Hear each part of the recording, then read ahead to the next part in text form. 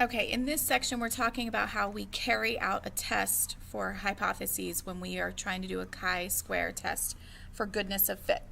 So a couple of the things that we've been talking about in the last few sections is there's few things that we have to make sure. First, it has to be random.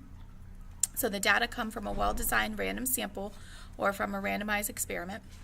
And the 10% rule, just like before, when sampling without replacement, we have to check that n is less than or equal to 10% of the entire population. And then don't forget that when we have our, when we're doing chi-square, all expected counts have to be greater than 5. If they're not, then you cannot carry out the test. So before we start using the chi-square goodness of fit test, we have two important cautions to offer.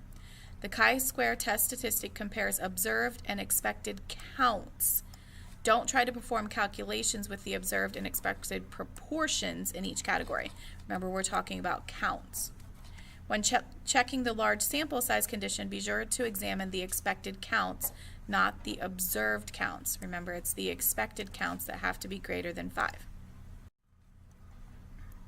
Remember, the p-value is the area to the right of chi-square under the density curve of the chi-square distribution with k-1 degrees of freedom. Now go and watch the next example, which will go through this part of the PowerPoint.